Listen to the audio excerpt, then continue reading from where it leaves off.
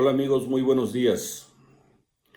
Buenos días a los contadores públicos, a los abogados, al sector empresarial y en especial a la ciudadanía en general.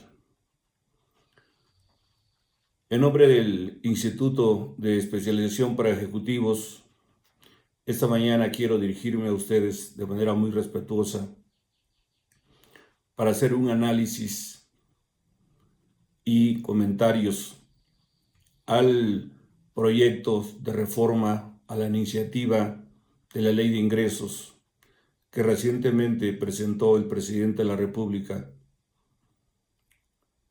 a través del titular de la Secretaría de Hacienda y Crédito Público, doctor Rogelio Ramírez de la O, al Honorable Congreso de la Unión. El proyecto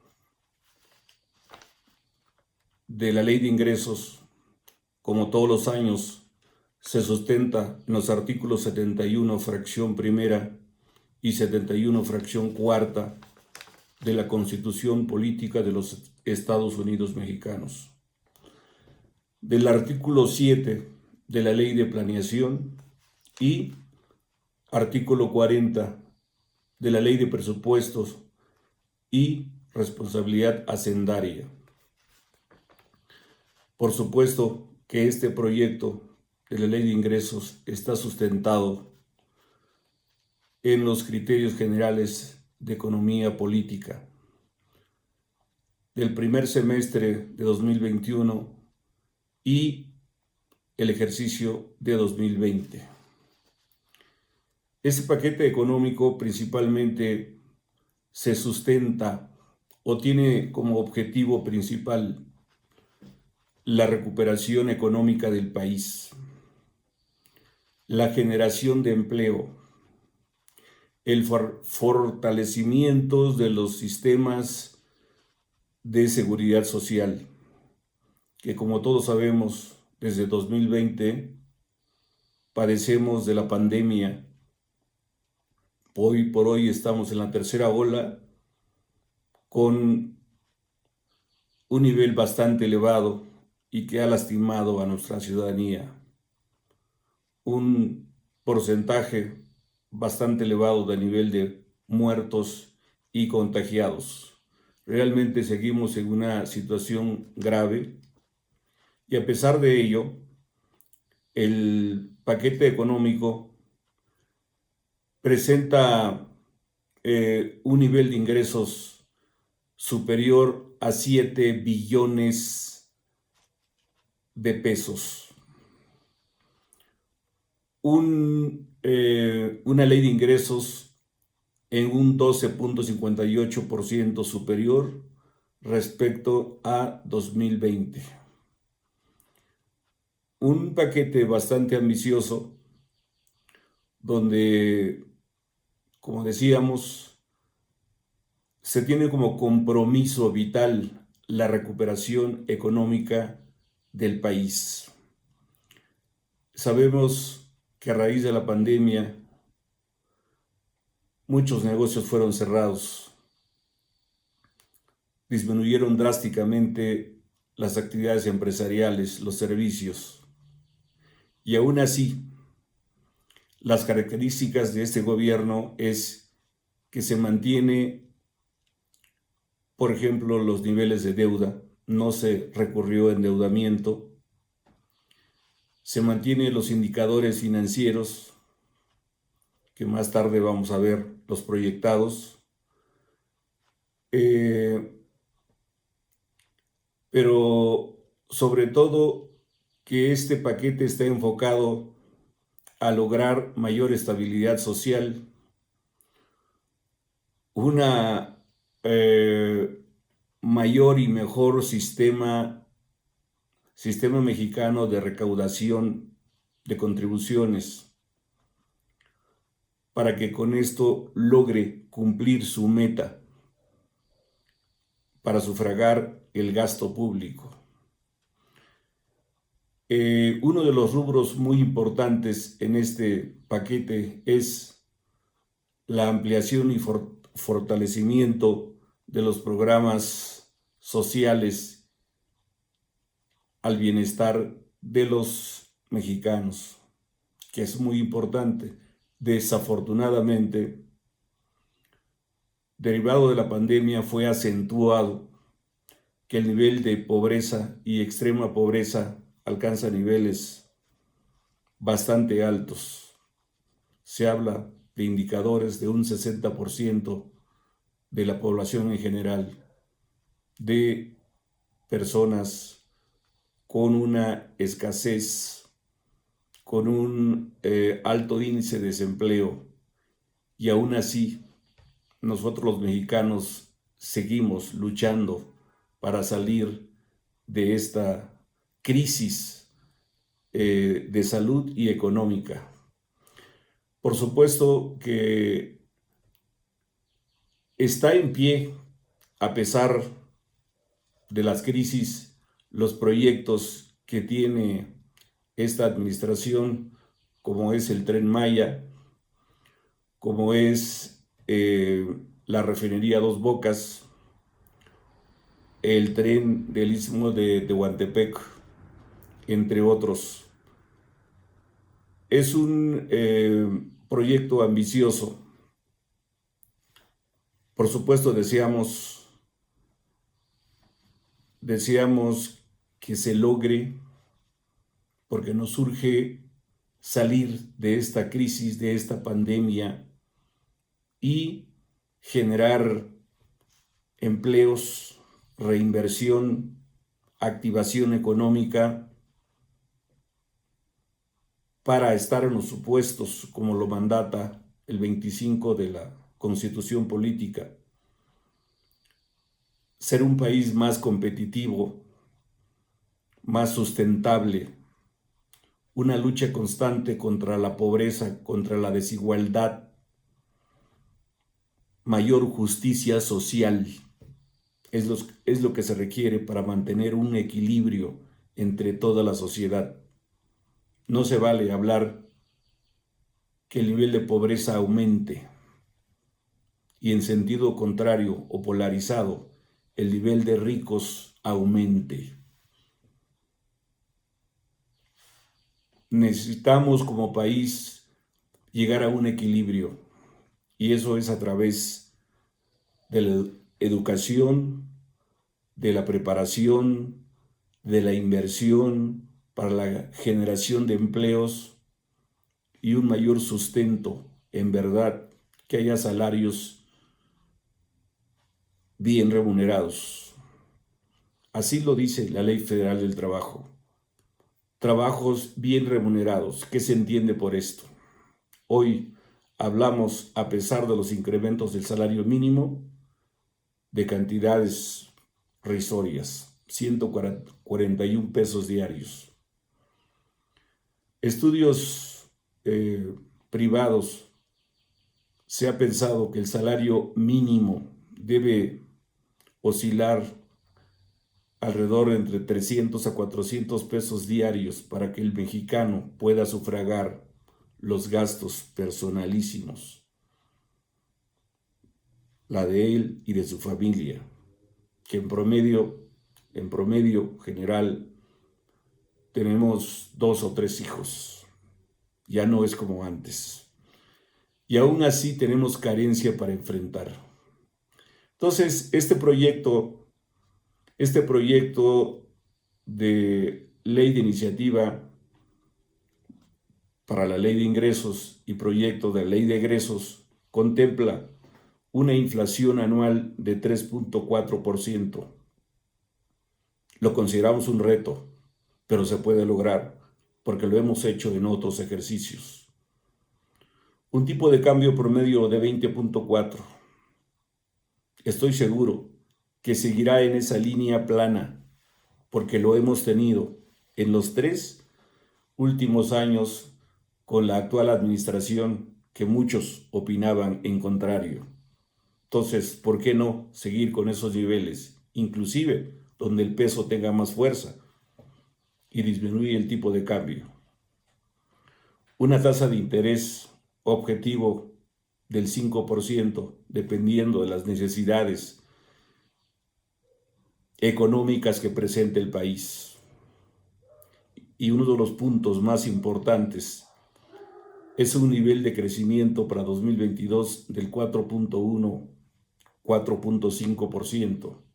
Esta es la verdadera lucha que tenemos que hacer. No se puede crecer si no hay la estructura, la infraestructura, inclusive el apoyo, los estímulos del gobierno, la iniciativa del sector privado para poder creer en México, invertir, reinvertir y generar empleos verdaderamente bien pagados y, por supuesto, ante todo, la seguridad social para todos los mexicanos. Desafortunadamente, gran sector de la población no tiene ni los servicios elementales. Causa mucha tristeza. Un precio del barril del crudo, del petróleo, en promedio de 55.1, un nivel muy superior en base al ejercicio anterior.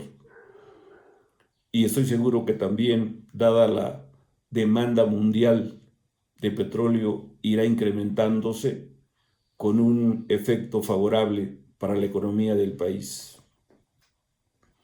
Una deuda pública que se estima en un 2.4 respecto al Producto Interno Bruto. Son medidas que se prevé. De todas la más importante, creo que estamos hablando del crecimiento. El presidente de la República tiene la rectoría del Estado para crear todos los instrumentos para crecer, para ser mejores mexicanos. Repito, mayor distribución de la riqueza. No cada vez, como lo hemos tenido en las últimas décadas, pobres más pobres, ricos más ricos. Tenemos que buscar el equilibrio para ser un país verdaderamente competitivo a nivel internacional. Para lograr estas metas, el presidente propone diversos cambios en las leyes fiscales. Recuerden que hay un principio en su mandato: no más impuestos. Me gustaría abordar ese tema más tarde.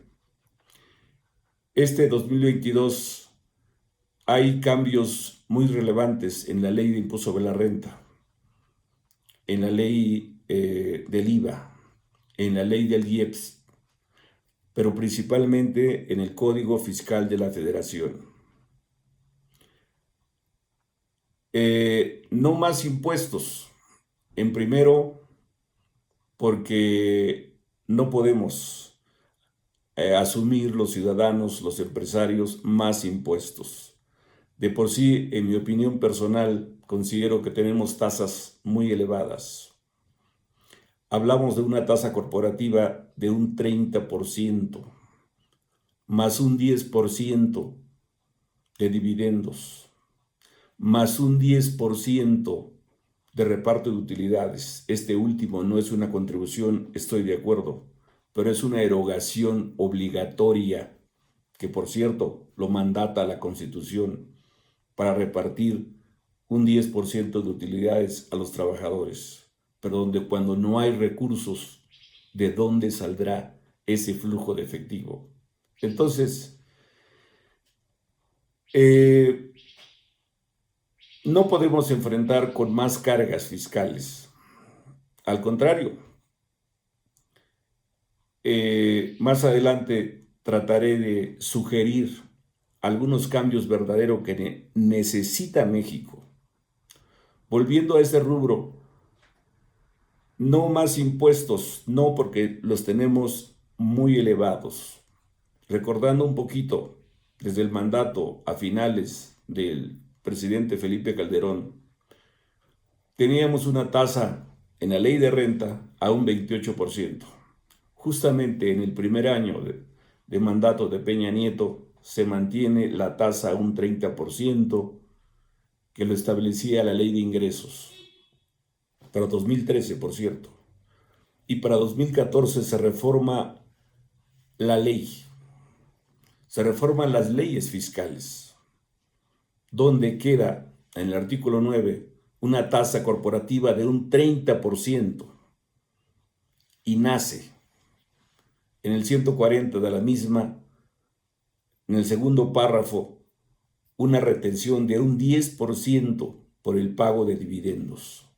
30 más 10, 40% de impuestos. 30 directo como corporación y 10 al momento de retirar dividendos. No conozco un inversionista que no retire dividendos.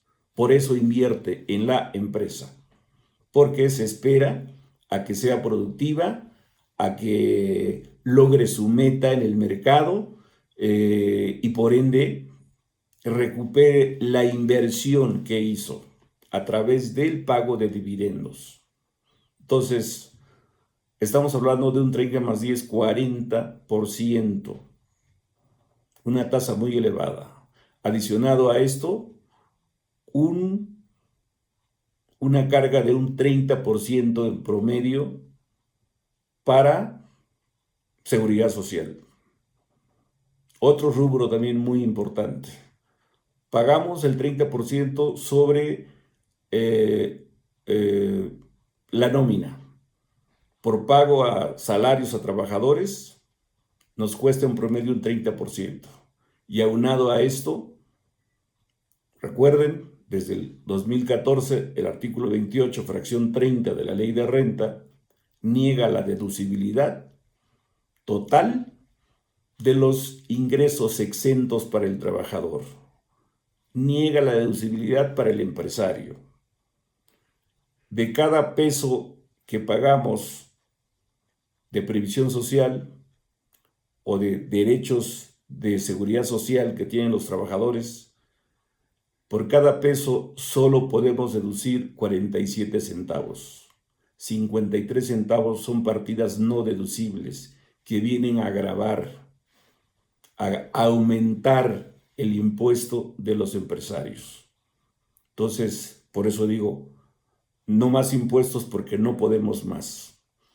Bueno, sin embargo, en esta miscelánea, en este paquete, de manera rápida he revisado y también hay buenas sorpresas o algún estímulo, como uno de ellos en el Código Fiscal, para aquellas empresas que se dictamina o se dictaminaban, había un tope de hasta de 100 millones. Superior a esto, podría ser voluntario el dictamen. Hoy, curiosamente, se incrementa este monto para hablar de un monto superior a 1.500 millones de manera obligatoria.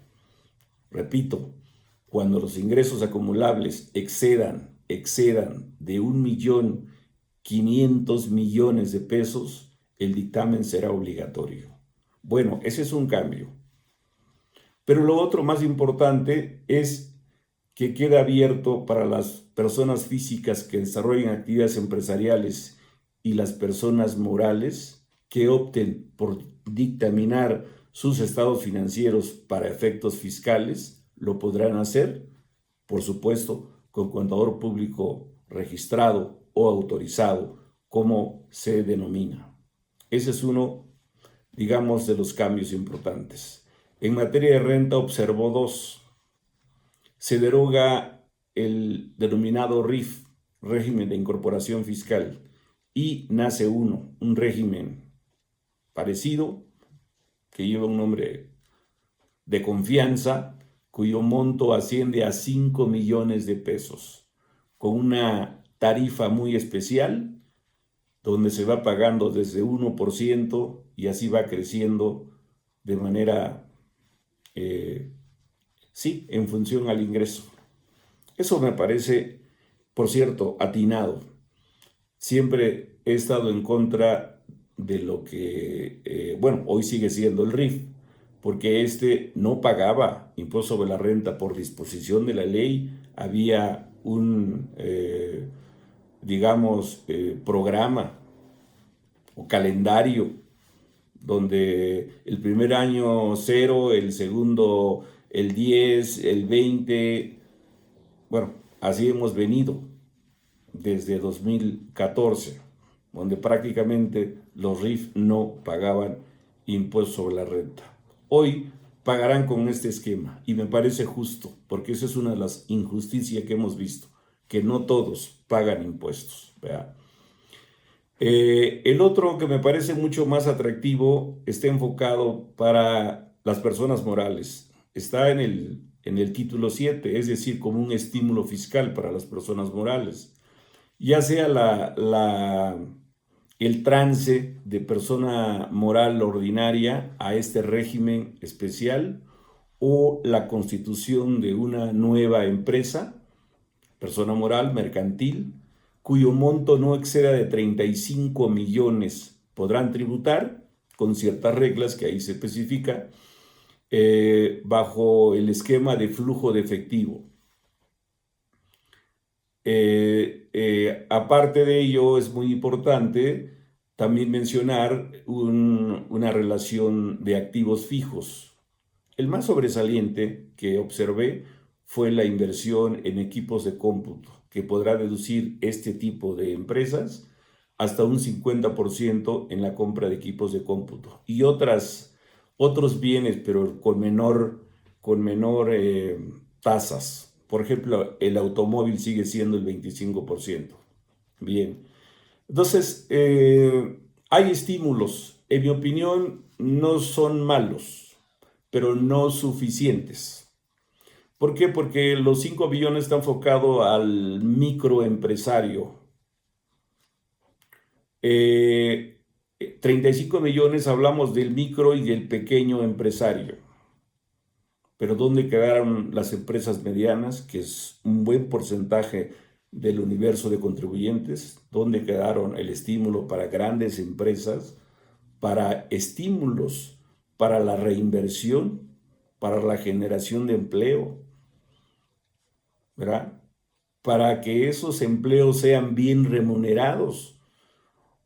Una apertura comercial y mundial donde haya flujo de efectivo, donde todos tengamos capacidad de compra para poder elevar el crecimiento económico, el desarrollo. No hay desarrollo si no hay crecimiento, no hay crecimiento si no hay generación de elementos de la productividad. Muy importante. Entonces, hay cosas buenas, hay mucho que aprender respecto a este paquete, como lo dije, en materia de renta, en materia de IVA, de código especialmente.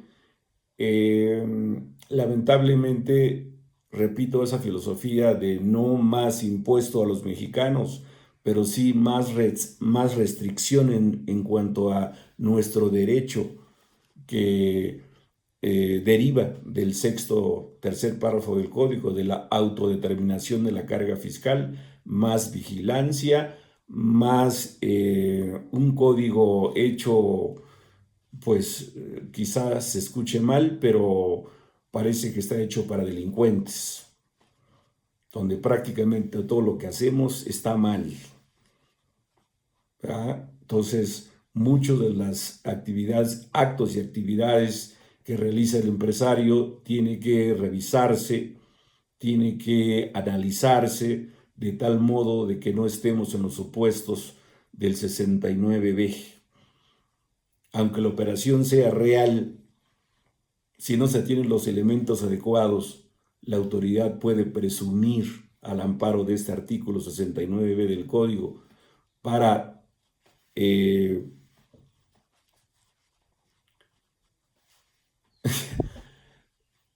decirnos, verificar, notificar que estamos en los supuestos del primer párrafo del código y nos da ciertos plazos para poder demostrar lo contrario.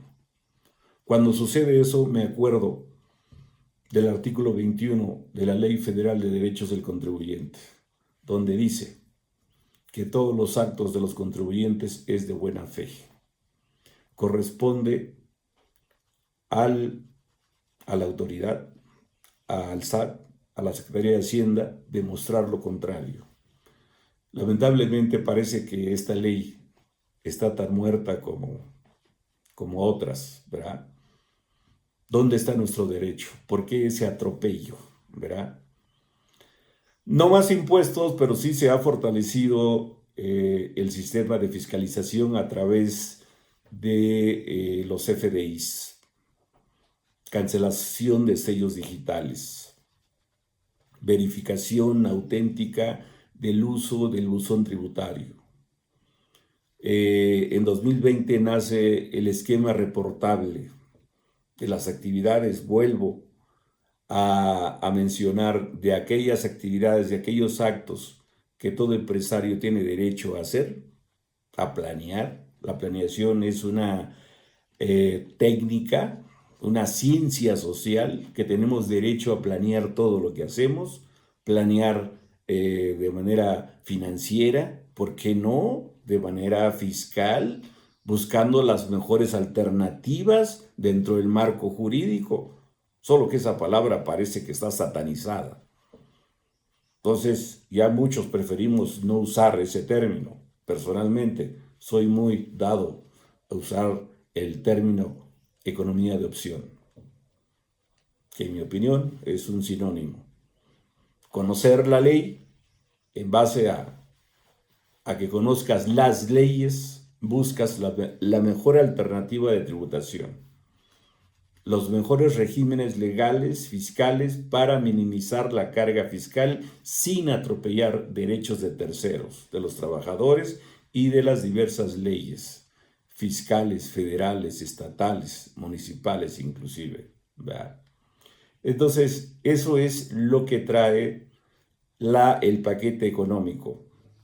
Y bueno, en lo personal me gustaría centrar qué es lo deseable para mí como ciudadano, como empresario, como contador, capacitador, catedrático, ¿verdad? Pues más justicia fiscal. En primer término tenemos, ¿por qué no flujo de efectivo a todos los sectores?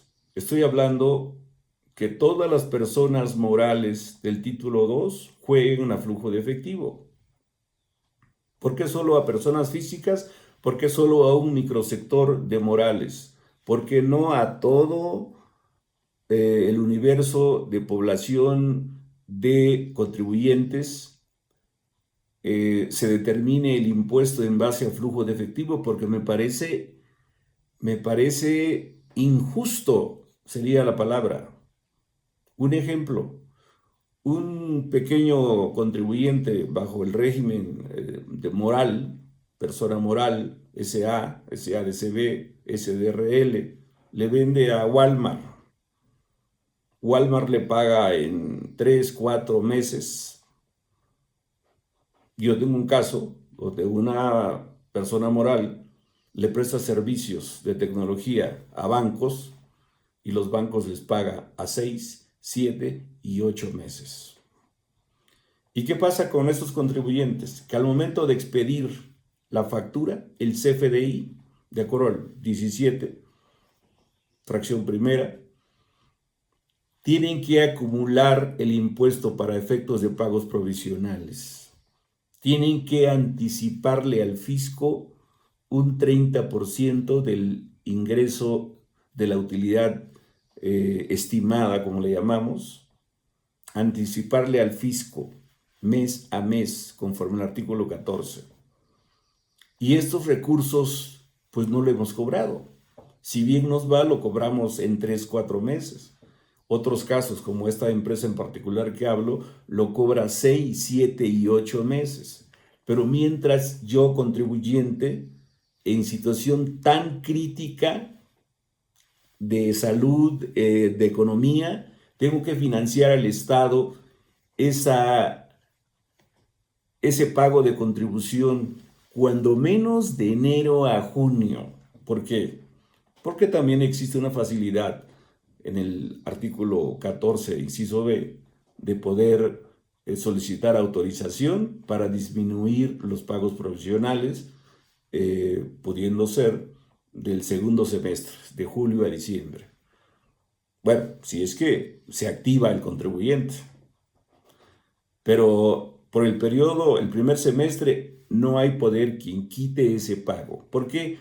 Porque este pago proviene de un factor respecto al año anterior y este puede irse hasta 5 ejercicios anteriores. Me parece injusto que los elementos para pagar el tributo no baste con los datos, con los ingresos y deducciones del propio ejercicio, sino tengamos que buscar hasta 5 ejercicios, un coeficiente para poder anticipar un pago provisional, y que se ha demostrado 2020 y es muy probable 2021, muchas micros, pequeñas y medianas empresas y quizás hasta grandes tengan pérdidas. Sin embargo, ya anticiparon este impuesto. Hay que pagar este impuesto, sin embargo, tenemos otras prioridades como el pago de nómina, el pago a proveedores, ¿verdad? El pago al SAT, al IVA, a Seguridad Social. Entonces,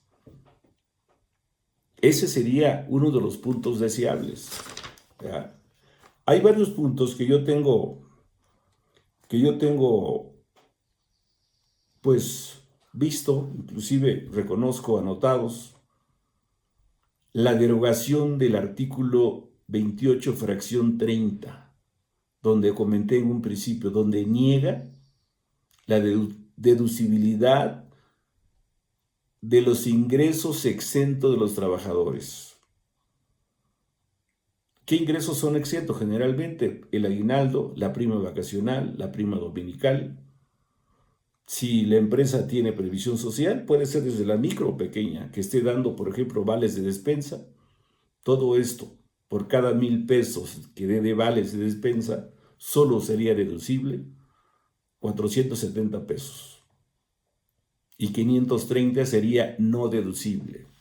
Y sobre esa partida no deducible, por supuesto que hay un gravamen de un 30% adicional del impuesto sobre la renta, por si fuera poco, ¿verdad?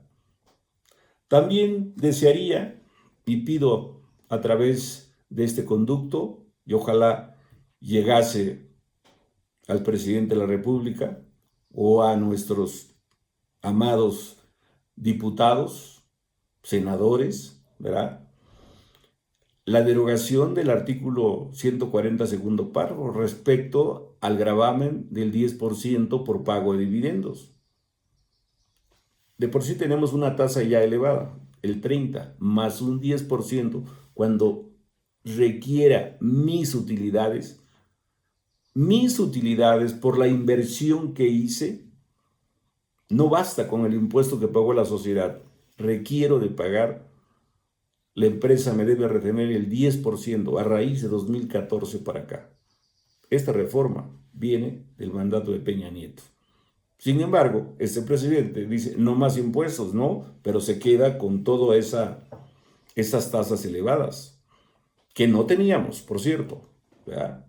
Entonces, sería lo deseable.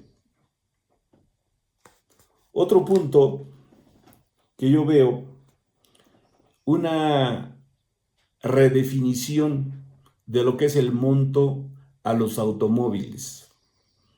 Hoy revisamos la ley y por supuesto eso no se va a mover para 2022. En el artículo 36, fracción segunda, tenemos que el monto del automóvil es hasta 175,000. Y curiosamente, hemos sondeado el mercado de automóvil. Ningún auto, por más austero y mínimo, me refiero mínimo en cuanto a comodidad, no cuesta 175, están arriba de 200. Entonces es una situación, una ley irreal, una ley impráctica, que quierase o no, persona física o moral, al comprar un auto, una camioneta, un automóvil, especialmente estamos hablando de automóvil, para el logro de sus actividades, pues ya está infringiendo la ley. ¿Ya? Porque habemos mucho que usamos el automóvil como un medio necesarísimo para movernos, ¿verdad? Aún así con la pandemia. Y ojalá, pero no queremos vivir siempre con la pandemia. Entonces, pensemos esto que ya se concluya en 2022 para rehacer nuestras vidas normal. Me dedico a la capacitación, entre otras actividades. Todos los contadores desean cursos presenciales. Necesitamos, en cierto modo, regresar a nuestro modo de vida, ¿verdad? Ordinario. Extrañamos el abrazo, el apapacho. Somos seres humanos que extrañamos a nuestros amigos, ¿verdad? Entonces, ese es otro punto deseable, ¿verdad? Bueno, de manera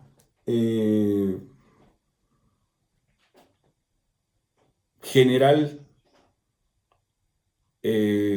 solicitamos o desearía una auténtica simplificación administrativa enfocado al pago de los impuestos. Es muy complicado, todos lo sabemos, hacer pagos provisionales, requisitar los FDIs, que lamentablemente muy seguido la autoridad, el SAT, está modificando estos procedimientos a través de reglas misceláneas, pero lo más complicado es determinar una base gravable de un ejercicio, ingresos acumulables menos deducciones autorizadas, porque no solo se trata de sumar, se trata de un conocimiento pleno de las leyes que involucran.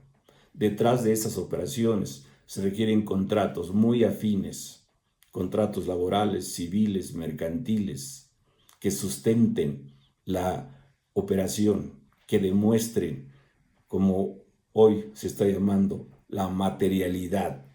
¿Por qué? Porque mucho se cree que no son reales y por ello está muy activo el 69B o el 113 bis, que la factura que yo tengo puede ser falsa cuando tengo ahí los materiales o el servicio prestado. Entonces hay que cerciorarnos, sobre todo cuando pagamos servicio, que haya un contrato civil hecho con fundamentos legales, fiscales, donde se establezca las pruebas fehacientes que el servicio fue prestado, como son los informes, como son el trabajo final. Estoy hablando, por ejemplo, de una auditoría, el dictamen, los informes, las juntas, que se graben, que se firme las reuniones, ¿verdad?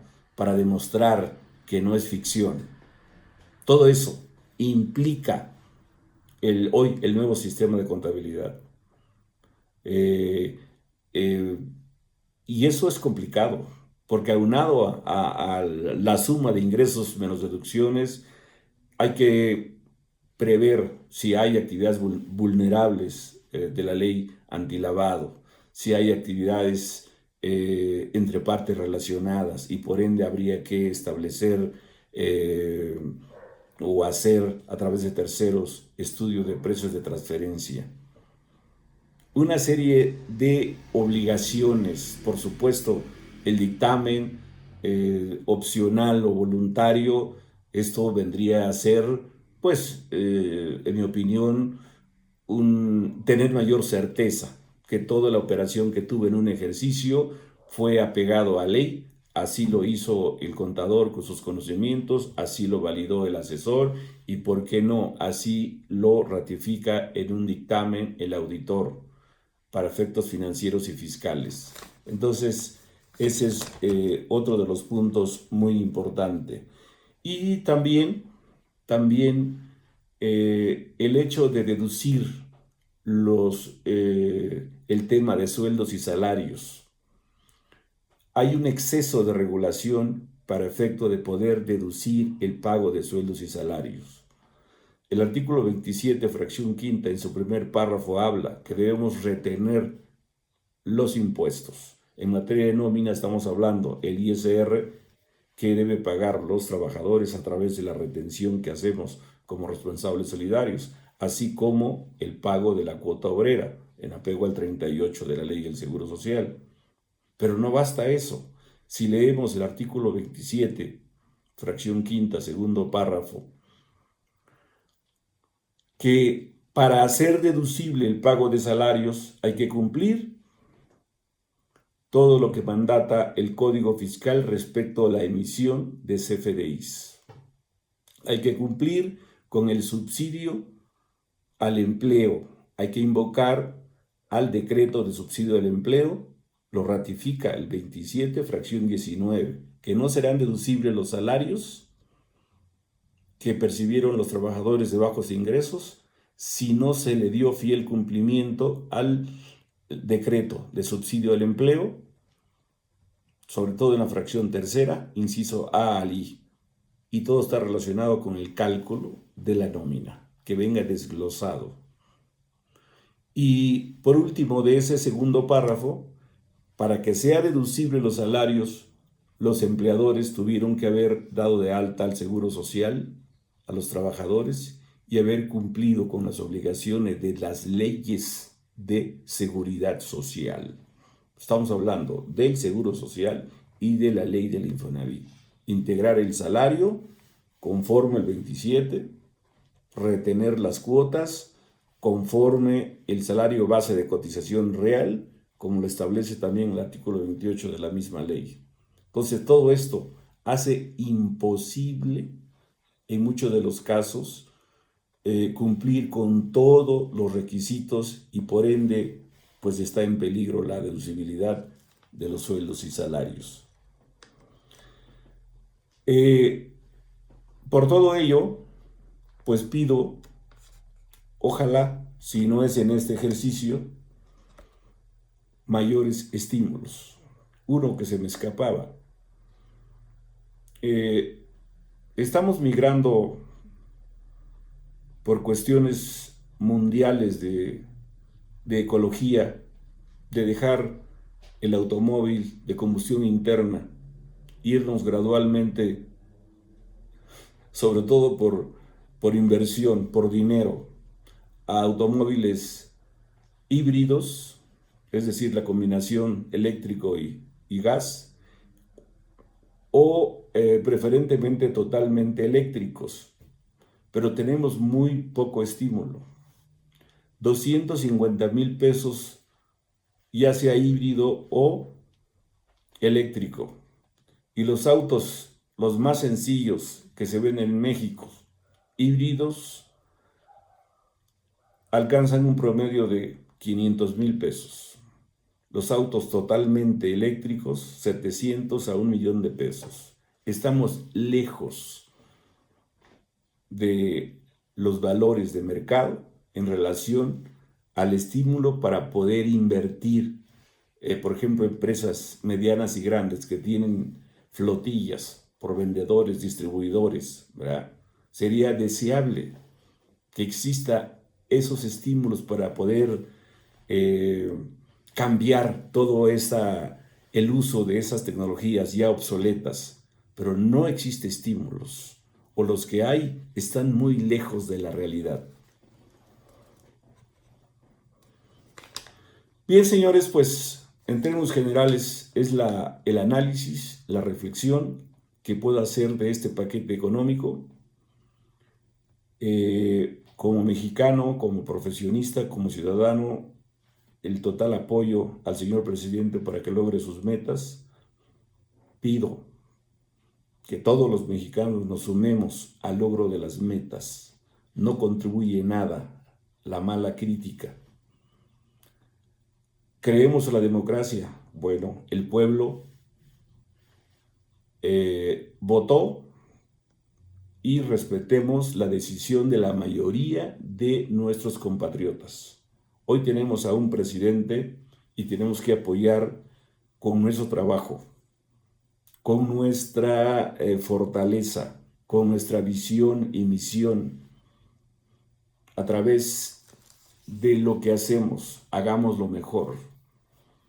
En los que nos dedicamos a la docencia, a la consultoría, a asesorar mejor a los contribuyentes de manera profesional, basándonos en el marco jurídico, estimular y generar nuevos y más conocimientos a las nuevas generaciones de contadores, administradores, todos los profesionistas que de algún modo encajan en la empresa como un sistema.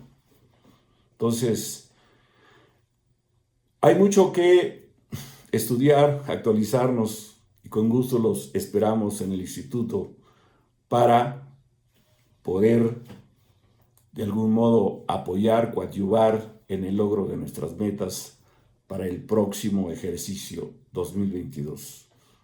Buenos días, excelente inicio de semana. Gracias, muchas gracias.